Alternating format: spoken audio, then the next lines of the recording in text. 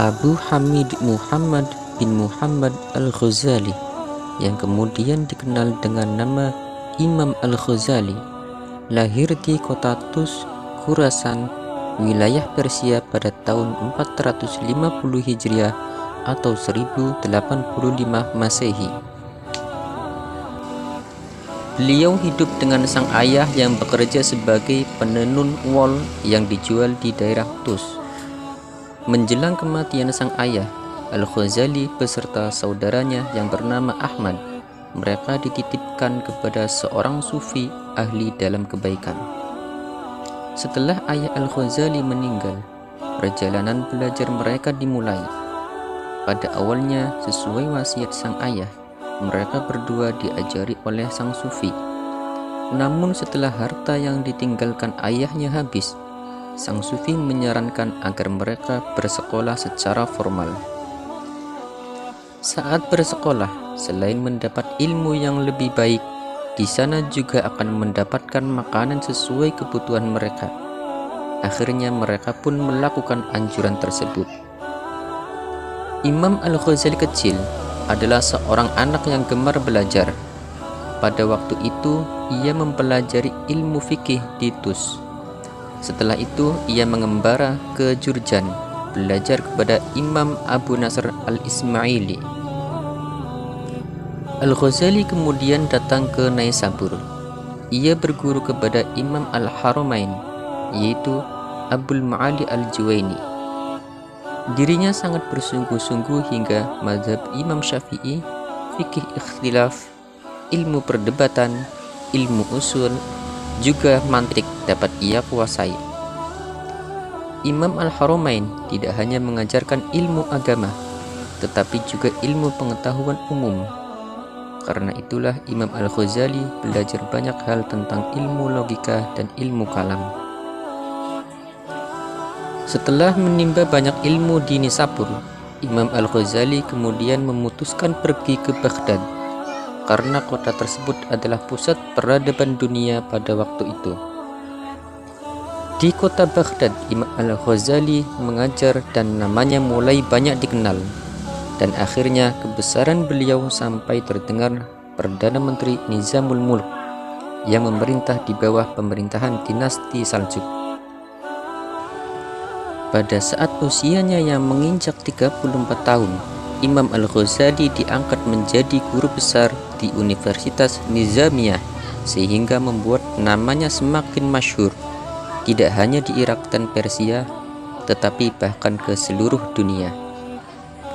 Karena kedudukan yang tinggi di pemerintahan dan nama beliau semakin besar dan terkenal, membuat beliau semakin terpengaruh terhadap keduniawian dan harta benda, yang pada akhirnya menimbulkan pertentangan di dalam batin beliau.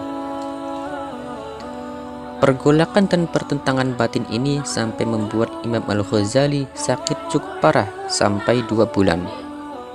Seorang tabib yang ingin menolong beliau mengatakan bahwa penyakit ini sebenarnya datang dari dalam jiwanya sendiri, sehingga yang dapat menyembuhkannya hanya diri beliau sendiri. Imam Al-Ghazali pada akhirnya memahami maksud dari perkataan tabib tersebut dan berusaha untuk mengobati sakitnya dengan kekuatan jiwanya.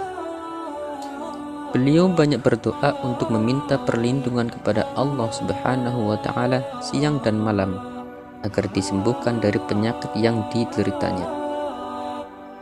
Pada akhirnya dengan cara ini beliau berhasil mendapat kesembuhan dari Allah Subhanahu wa Ta'ala, dan bahkan beliau juga mendapat ilham dan hidayah dari Allah Subhanahu wa Ta'ala. Setelah sembuh, beliau memutuskan untuk meninggalkan semua kekayaan dan kemewahan, dan bahkan keluarganya sendiri juga beliau tinggalkan. Pada tahun 489 Hijriah, Imam Al-Ghazali pergi menuju Damaskus, Suriah. Di Damaskus, beliau tinggal selama 11 tahun dan yang dilakukannya hanya beribadah, berhalwat, mensucikan diri, dan mendekatkan diri kepada Allah Subhanahu wa Ta'ala. Dari Damaskus, beliau juga sering melakukan perjalanan ke Yerusalem, Mesir, dan melakukan ibadah haji di Mekah. Setelah menjalani kehidupan seperti itu, Imam Al-Ghazali merasa mendapatkan kepuasan batin. Pada tahun 500 Hijriah atau 1106 Masehi, beliau kembali ke Baghdad, dan oleh Perdana Menteri Nizamul Mulk, beliau sekali lagi diminta untuk menjadi pengajar di Universitas Nizamiyah. Meskipun kembali mengajar di universitas, tetapi beliau hanya sebentar mengajar di Universitas Nizamiyah, karena tidak lama setelah itu beliau pulang kembali ke kampung halamannya di Tus. Di kampung halamannya ini, beliau mendirikan pondok dan hidup beruzlah bersama para muridnya setelah menyelesaikan beberapa karya tulis. Sebelum beliau wafat di kampung halamannya di Tus, Khurasan, beliau sempat menyelesaikan beberapa karya yang terkenal, dan diantaranya adalah kitab Ihya Ulumuddin. Kitab ini sampai sekarang banyak menjadi sumber panutan dan kiblat bagi para santri di pesantren, para cendekiawan, dan para pemikir Islam baik dalam menuntut ilmu maupun ibadah. Imam Al-Ghazali tidak hanya seorang cendekiawan di bidang agama, tidak hanya seorang sufi, tapi beliau juga seorang pemikir dan juga seorang ahli filsafat. Sejak muda beliau sangat menentang taklid, dan beliau mulai menyelidiki perbedaan-perbedaan dalam ilmu kalam bahkan sebelum berumur 20 tahun. Bidang yang dipelajarinya sangat luas sekali, yakni meliputi fikih, ilmu kalam, dialektika, sains, logika, dan doktrin ajaran tasawuf. Beberapa orang ahli tasawuf terkemuka di zamannya telah memperoleh mimpi bahwa kelak Imam Al-Ghazali akan menjadi ulama yang sukses, dan bahwa tiap 100 tahun sekali Allah telah menjanjikan akan adanya seorang pembaharu. Sedemikian hebatnya Imam Al-Ghazali dalam memberikan penyelesaian dalam pertikaian yang terjadi di kalangan umat Islam, maka beliau mendapat gelar Hujjatul Islam, atau yang berarti pembela Islam. Selain pertentangan dalam ilmu kalam, pertikaian dalam ilmu tasawuf juga berhasil diselesaikan. Kebersihan dan kejernihan hatinya sekaligus juga ketajaman pikiran dari Imam Al-Ghazali ternyata mampu membawa beliau menjadi sosok yang bisa menjadi referensi dari berbagai persoalan dan pertanyaan di dalam dunia Islam. Al-Ghazali telah melahirkan banyak adikarya yang penting bagi peradaban Islam dan dunia. Mahakaryanya berupa kitab-kitab yang legendaris. Di antara kitab-kitabnya adalah kitab tentang ilmu agama seperti Al-Munqidh Minadh Dhalal, Hujjatul Haq, Al-Iqtisad fil I'tiqad, Mishkatul Anwar, Tafsir Al-Yaqut Al-Ta'wil.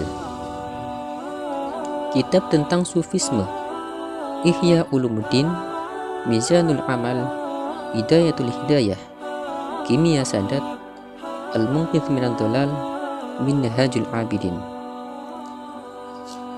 Kitab tentang filsafat seperti Maqasid Al-Falasifa, Tahafud Falasifa, Miyarul Ilmi fil Fanil Mantiq, dan masih banyak karya yang lainnya.